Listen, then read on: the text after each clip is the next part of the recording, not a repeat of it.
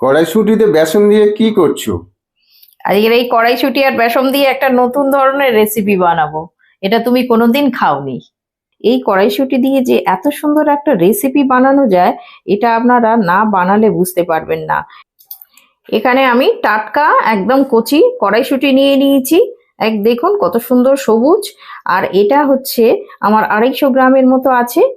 এখানে একটা মিক্সির জার নিয়ে নিয়েছি, আর এই জারের মধ্যে আমি এই কড়াইশুঁটিগুলো এর মধ্যে দিয়ে দিচ্ছি।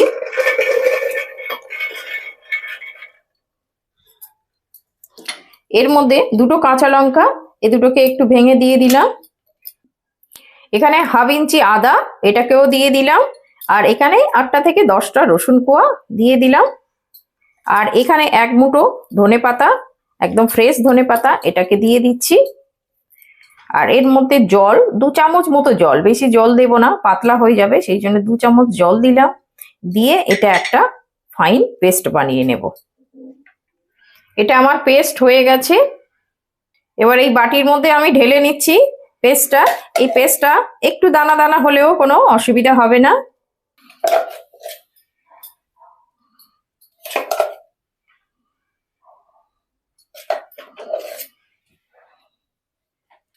এখানে স্বাদ মতো লবণ দিয়ে দিচ্ছি। এখানে একটু হলুদ দিয়ে দিচ্ছি, খুব সামান্য একটু হলুদ গুঁড়ো দিয়ে দিলাম। এখানে 50 গ্রামের মতো বেসন দিয়ে দিলাম। এই বেসনটা একটু বাইন্ডিং হবে, এটা দিয়ে ভালো করে মিশিয়ে নেব। এটা খুব সুন্দর করে এইভাবে মিশিয়ে নিতে হবে। আর এতে যদি আপনাদের যদি আরেকটু বেসন লাগে তো দিয়ে দেবেন, যদি পাতলা মনে হয়। এই কড়াইশুঁটি আর বেসনের এত সুন্দর একটা রেসিপি হয়, আপনারা না বানিয়ে খেলে বুঝতে পারবেন না। একবার অন্তত বানিয়ে খেয়ে দেখবেন, অসাধারণ লাগে। এখানে একটা ননস্টিক কড়াই নিয়ে নিয়েছি, আর এর মধ্যে আমি 1 গ্লাস জল দিয়ে দিচ্ছি। 200 গ্রাম মতো জল এর মধ্যে ঢেলে দিলাম। দিয়ে এইরকম একটা ছিদ্রযুক্ত থালা, এই ছিদ্র থালাটা এর মধ্যে বসিয়ে দেবো। এবার আমি এই যে পেস্টটা বানিয়েছিলাম, কড়াইশুঁটির যে পেস্টটা করেছি, এইটা এর মধ্যে আস্তে করে এইভাবে দিয়ে দেব।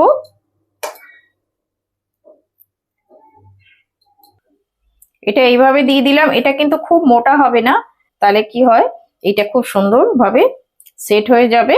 এইভাবে দিয়ে এরকম একটা ঢাকনা এর মুখে দিয়ে দেব, যাতে করে হাওয়াটা না বাইরে বেরিয়ে যায়। আর এই রকম একটু কাগজ নিয়ে এই যে ছিদ্রটা আছে, এই ছিদ্রটাকেও বন্ধ করে দেব, যাতে ভাপটা না বাইরে বেরিয়ে যায়। এইভাবে আমি 15 মিনিট রেখে দেব। এটা আবার 15 মিনিট হয়ে গেছে। আমি খুলে একবার চেক করে দেখিয়ে দিচ্ছি।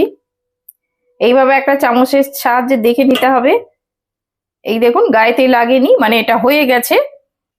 এটা আমার ঠান্ডা হয়ে গেছে। এবার আমি এগুলোকে কেটে নেব। একটু ছোট ছোট বরফি শেপে কাটবো।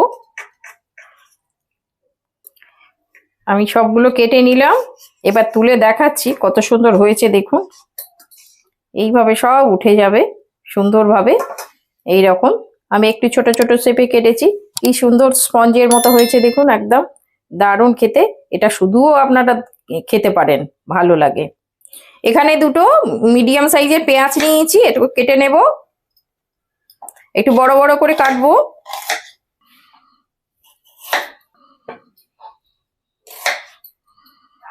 এখানে একটা মিক্সির জার নিয়ে নিয়েছি।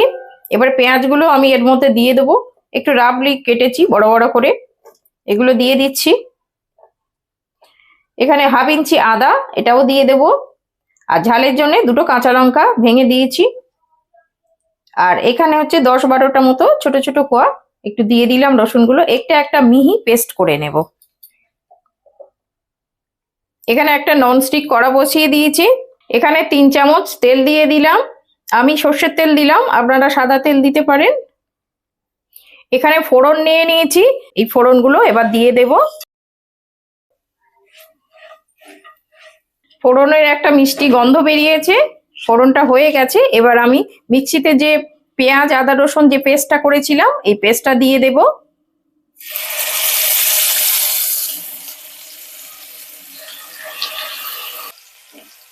এটা একটু ভালো করে নাড়াচাড়া করব। এখানে এইগুলো ভালো করে কষিয়ে নেব, পেঁয়াজ আদা রসুনের কাঁচা গন্ধ যাওয়া পর্যন্ত। একটু ভালো করে কষিয়ে নিতে হবে এটা। এখানে আমি দুটো মিডিয়াম সাইজের টমেটো কেটে নিয়েছি, এটা এই মিক্সির জারে দিয়ে দেবো, এটা একটু পেস্ট করে নেব। এই পেঁয়াজ রসুনের যে কাঁচা গন্ধটা চলে গেছে। এবার আমি এর মধ্যে যে টমেটোটা পেস্ট করেছিলাম এটা দিয়ে দেব।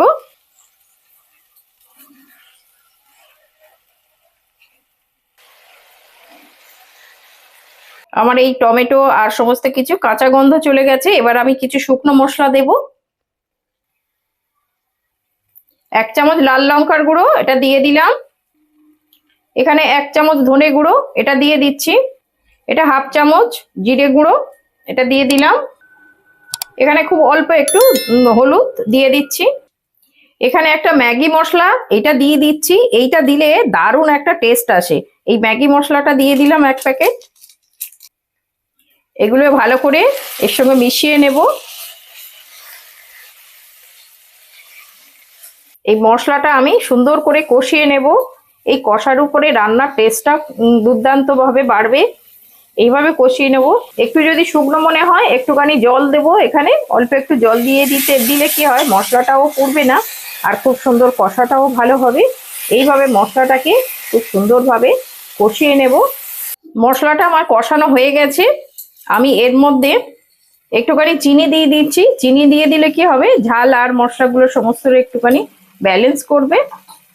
একটুখানি দিয়ে দিলাম। আমার মশলাটা কষানো হয়ে গেছে। এবার আমি জল দিয়ে দিচ্ছি এর মধ্যে। গ্রেভিটা আপনারা যেমন খেতে পছন্দ করবেন সেইভাবে দেবেন। এই মশলাটা ভালো করে একটু ফুটতে দেব। এখানে স্বাদ মতো লবণ দিয়ে দিচ্ছি।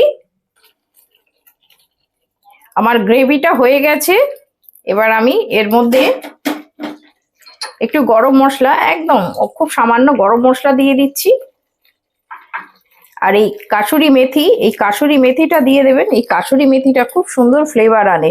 এটা একটু হাতেতে এইভাবে ঘষে দিলে কি হয় ফ্লেভারটা খুব সুন্দরভাবে বেরোয়। এইভাবে একটু কাসুরি মেথি দিয়ে দেবেন। এবার আমি এগুলো এর মধ্যে সবগুলো দিয়ে দেবো আস্তে আস্তে।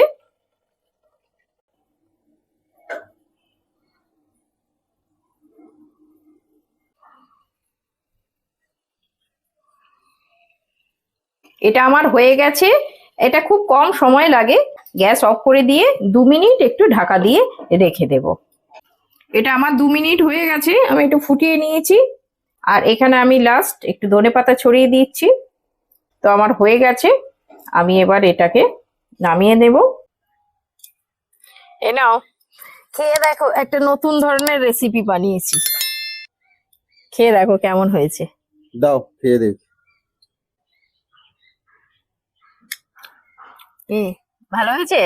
দারুণ টেস্ট হয়েছে। দারুণ টেস্ট হয়েছে। আর আছে তো? হ্যাঁ হ্যাঁ আছে আছে। একটু রুটির সাথে দিও তো আমাকে। ঠিক আছে, এটা রুটি ভাত সবকিছুর সঙ্গেই ভালো লাগবে।